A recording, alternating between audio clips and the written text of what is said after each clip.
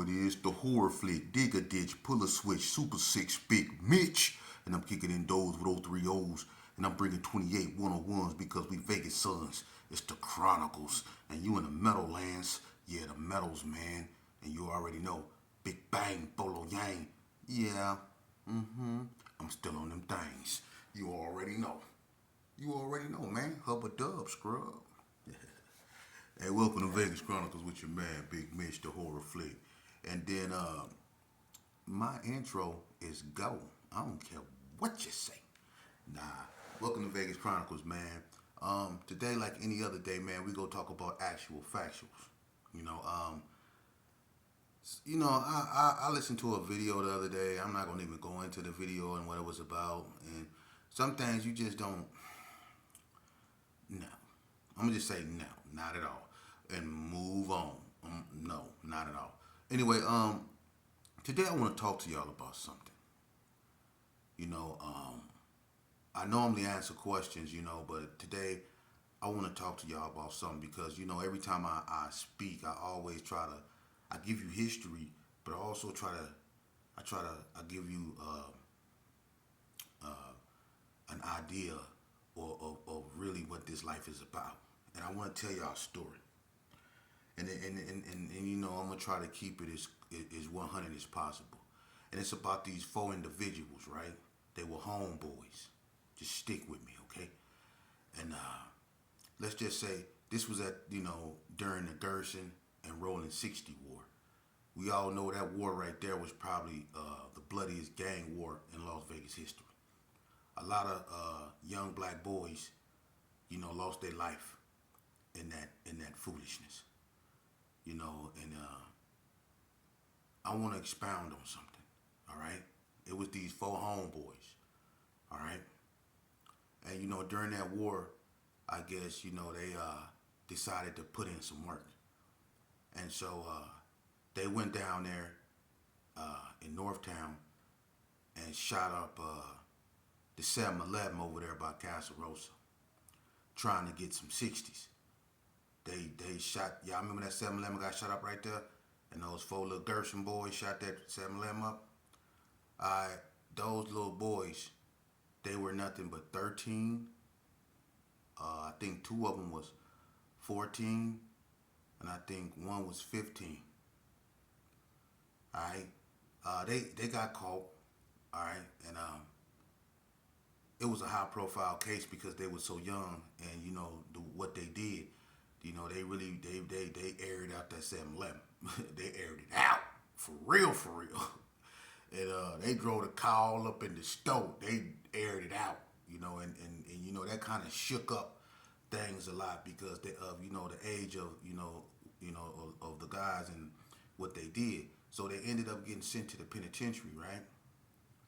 And this is one of the biggest miscarriages of I guess you could say justice because ain't no way a 13-year-old boy, all right, a 14-year-old boy, two 14-year-old boys and a 15-year-old boy. It was Lil Mike, you know what I'm saying, Shy Swack, J Wack, and J Mac. All right, and they came to the penitentiary, and they let these youngsters on the yard with the adults. They didn't have no, area or no special yards or units for people that were still in their teens or adolescents. They didn't have no units for that. They put them on the yard with murderers, killers, excuse my French, but they put them on the yard with the worst of the worst. Lucky for them, they was a part of one of the biggest neighborhoods in Vegas, the biggest neighborhood in Vegas, so they was cool. But they was exposed to some things they probably shouldn't been exposed to. And J-Wack and Shy Swack end up going up north. They left Lil Mike in Indian Springs. And up north is when it was really on and popping. I had just got stabbed, so it was really tension on that yard between Las Vegas and California. So at the time J Wack them came up there, they came up there in the midst, or rather the aftermath of that. But they were good. And but what they learned real fast as kids, as babies, was something they shouldn't have learned, which was how to use knives and stuff like that and harm people. And they was involved in stuff that kids shouldn't be involved in, like riots, you know what I mean, and just basically putting in work, but they was taken care of. It was a lot of Gersons up there to look out for them, you know. So they was taken care of, and me and J-Wack end up getting shipped from NNCC down to Indian Springs, and there we met back up with Lil Mike, you know. We left Shiesty up in NNCC. But when we went down there, we get into it with the Northtown dudes on there, and J-Wack, being still a baby, had to be in that ride. When we got into it with Daoud them and Baby Huey them over the football game, at Indian Springs. J-Wack them had to put these is 14-year-old babies, 15-year-old babies in a prison riot, man. J-Wack was real tall, and Charles Webb was trying to get him on a basketball court. But J-Wack was down. He was with the function. He was riding. And, when I look back on that, I feel bad because being older and knowing, through experience, because he was on the yard both times. I was still in the hospital when he first came to the yard, I think. I was just getting out the hospital if I wasn't still in there. And when I went to Indian Springs with him, I ended up getting stabbed in the head. So he witnessed me getting stabbed. He was in that ride when I got stabbed. He was in that fight we had when we jumped out from Donna Street behind, the football game. He was in that as a 14-year-old kid, and he could have got seriously injured, man. He was fighting adults, man. When I look back on that, and look, Mike was 13 years old. He on the yard selling fake drugs and almost caused a riot with the Cubans. So my thing was, these youngsters was exposed to some horrific things, some unthinkable things. And then Lil Mike ended up leaving. And later on, I did a video on that. I don't want to go over that no more. But some horrible things happened to him. Horrible things. I hope y'all listening to me. Horrible things. When people get on these platforms and they speak on this game, and they speak on prison, speak on the truth. Don't go glorify this. I'm finna tell y'all, listen to this, just keep following. Some horrible things happen to Lil Mike. Horrible. I mean horrible. And as time went on, they got older in prison. Luckily for J-Wack, he was always around good company. J-Mac was always all right. Shiesty was always all right. They ended up, getting out. Lil Mike, he had it hard. He had it hard. It was some things that, and I went on the yard when that occurred. I'm not going to get into that, but it was some things that I just can't never get over when it comes to that, man. It's never going to sit right with me because I felt people was there and they let it happen. And they know what I'm talking about, man. I'm not going to even go there because Lil Mike, I'm going to get into that, but I'm not going to go there. But I hope you youngsters is listening. When they ended up getting out, J-Wack, he ended up getting shot. I'm not going to get into that neither, but he ended up getting shot. Luckily, he's still with us, living his best life, putting, all that nonsense behind him and raising his children and his grandchildren. I salute that brother because he survived a hell of a storm. And, he one of the fortunate ones that God showed, that God favored. And with that, You know, I ain't got nothing but good things to say to him, even though we was, about him, even though we was doing wrong. You know, he's a survivor, and he's out the way, and I salute him for that.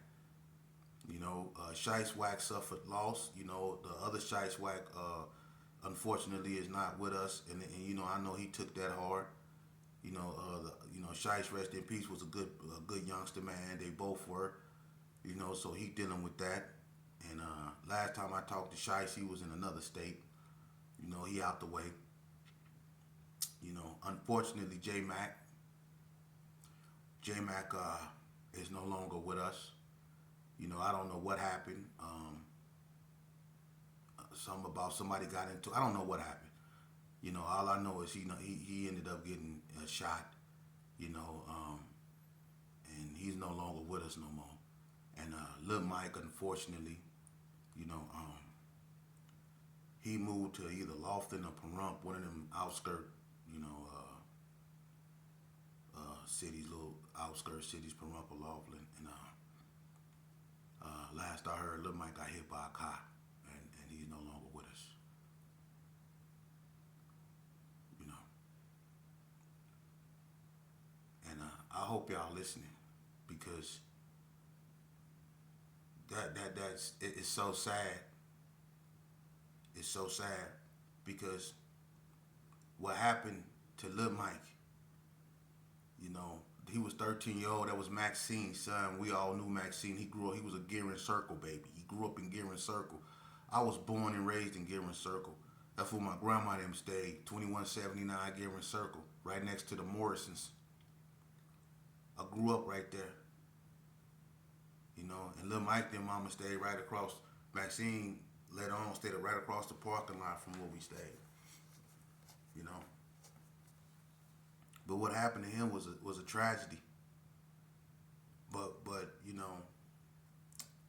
when I heard about it, when I got there, man, I flipped out. I ain't gonna even lie, I flipped out because I ain't like that. And then I had to talk to his father, OG Pac-Man.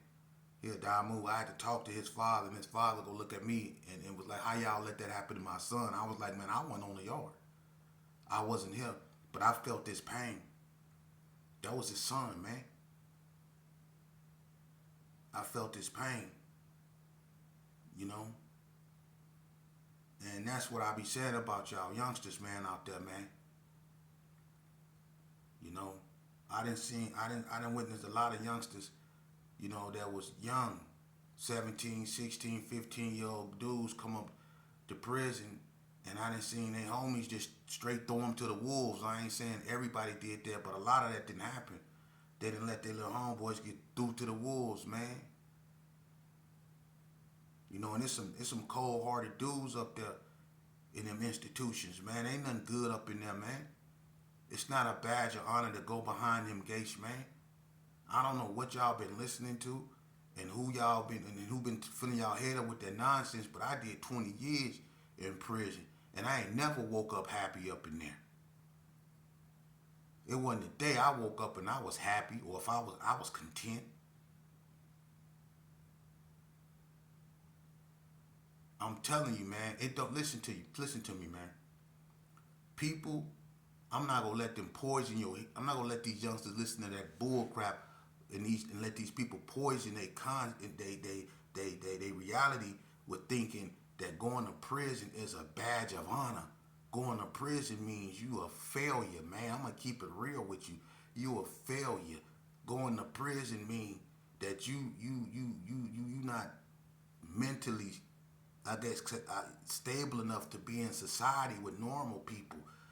Going to prison means it's like taking an animal, teaching them tricks, and rewarding them with letting them have a little freedom. You know what I mean? Because when we go to prison, it seems like that's the only time we get our education.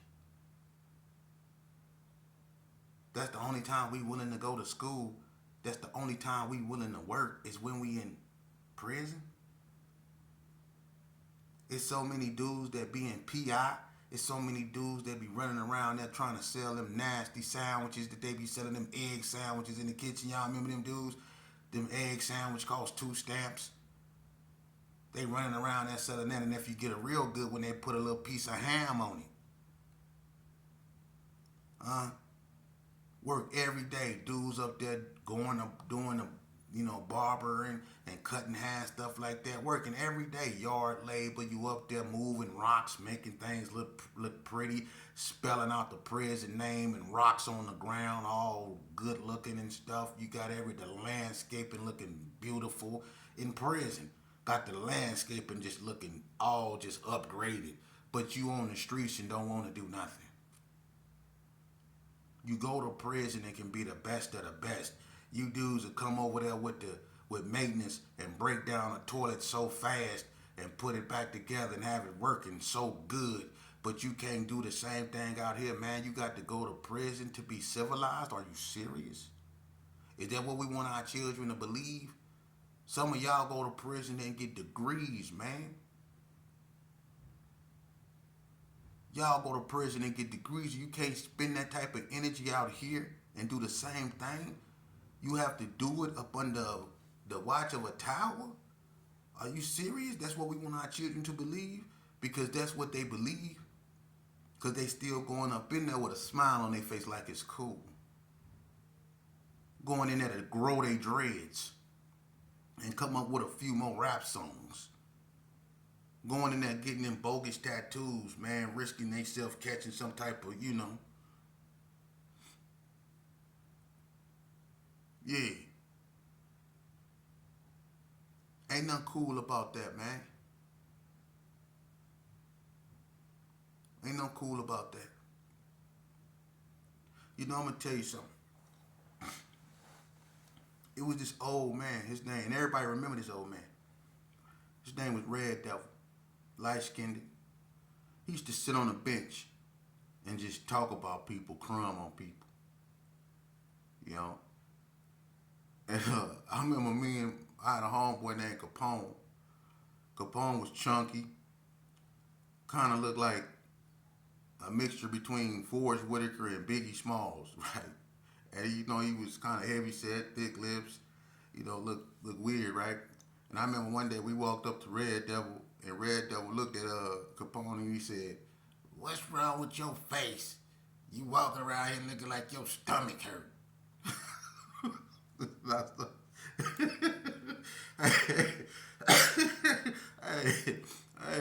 He was a funny old man, right? And whenever we wanted to smoke, Red Devil always had, a little trees or whatever, right? So we used to go to Red Devil. He had little Debbie's. He used to sell little Debbie's because every time we used to smoke, we used to have, we used to get the munchies. We go to Red Devil, man. Let us get two of them peanut clusters, man. You know what I'm saying? And he'd talk crazy to us and he'd give it to us, But Red Devil been down a long time. Cool as I don't know what, But he used to always just sit on the bench. You didn't see him do no walking. He would just sit on that bench. So as time went on, Red Devil got, a little older and stuff like that. They ended up moving him to NNCC. And Red Devil used to sit up there on the benches at NNCC by the coffee shop, and he used to feed the pigeons. He used to steal, bread out the kitchen, and he used to feed the birds right there. He loved feeding the pigeons. I don't think he was ever getting out, but he used to feed the pigeons. And one day they say, "Recall, recall." That means lock down. When you hear that, "Recall, recall." Each man to his own unit. Each man to his own unit. Recall, recall. Right? So everybody lock it down. Red Devil was still sitting on the bench. Right? So after everybody go in the unit, this dude, prison jacket on, hat on, he still posted up over there by the pigeons. So the police in the tower get on the bullhorn. "Hey, it's recall." Red Devil ain't even pay that man no attention. So S&E come. They walk over there too. Say, "Hey, did you hear him say recall? What are you doing?" Walked up to Red Devil, looked and said, "Hey." When the police grabbed him, when they grabbed him, his whole body fell. Red Devil was no longer with us. Just sitting on the bench. Left. That's like that. Gone. Now can you imagine spending your final days sitting in the institutions on a bench somewhere up in the mountains feeding pigeons. That's how he left this earth. Let that sink in. Is that somewhere you really want to go? See, we can sit up here and talk about how this started, how that started, who was the knockout artist over here, who was the knockout artist over there. We could talk about all that. But what is it going to get us? What have it got them? I'm going to tell you something about this game. I don't care where you stay. I don't care what state you from. Brother, the harder you live, the harder you will die. Some of the coldest so-called gangsters over here in Las Vegas. Some of the most brutal men. We had them. But the same way they lived, they died just as hard. And what people don't understand is that, God, he has a way of communicating a message when he want to get his message across. See, those of us in the knowing knows that he paints a picture. He shows us, okay, you want to play this game? Well, I'm going to show you what happened when you play this game. And I'm going to leave you here while all the rest of your friends perish. And I'm only leaving you here not because you're special. I'm leaving you here so you can pass the message on. So you have those of us that understand, things like that. When people live this life and the harder they live it, the harder they die. See, we understand that. I actually look at some of my, childhood friends that's no longer with us, and I looked at what they did in their life and how they lived, and I noticed something, I noticed something. I'm going to tell you, I'm going to give you an example, and I'm going to use my mentor, someone I know. I'm going to use Bread.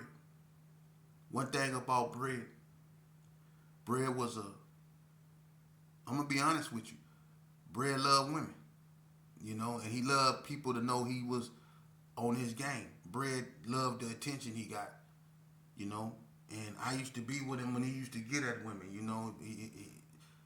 he loved women.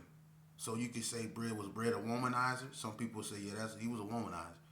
He had women, he did his thing. That was everybody did that. But, my thing is, he lived a cold life. Everybody knew Bread. Bread he had a name out here. He was with the function. I give him all that. Everybody will give him a respect. Everybody know that. But at the same time, Bread had his faults and his failures, and it's not for me to point out because we all have them. But one of them I could say is he was, he loved women. And I'm not gonna get into some things, but let's just say this. Sometimes Bread did things he regretted when it came to women. Bread used to, he used to be stressed out a lot, man. Bread stayed on the run. He stayed into something. He never seemed to get any rest. So sometimes Bread used to, he used to snap a lot. You know what I'm saying? Bread used to be frustrated. He was cool. But at the same time, Bread, he stayed active. So, when you active out here, stress come with that, man. When you always got to look over your shoulder, when you a known dude and the police looking for you and it's stress. But anyway, Bread, he met his demise. He was set up by a female.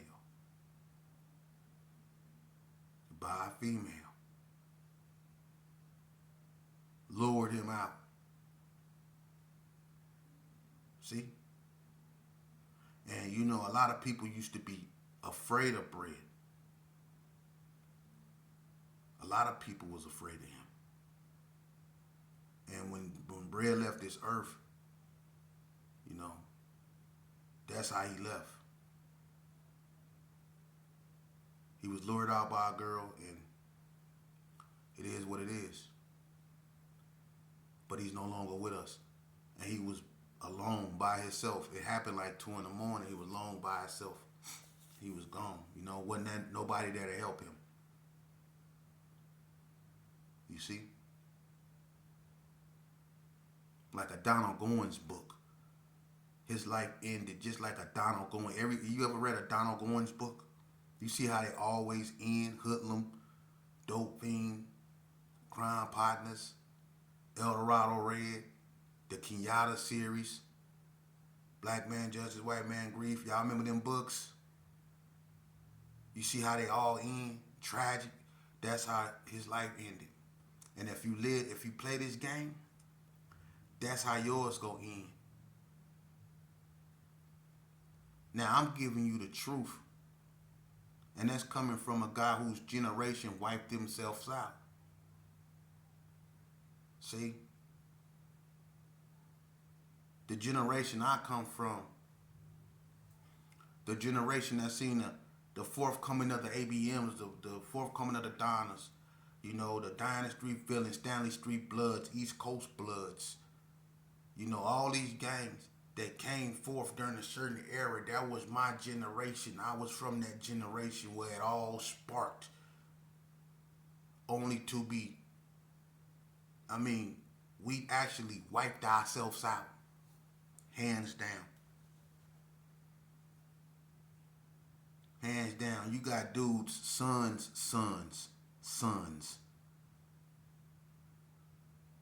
out here. But it's a lot of people gone, man. So when y'all hear these platforms, man, and they not giving y'all the real, man, it's one thing to talk about what used to be or what could have been.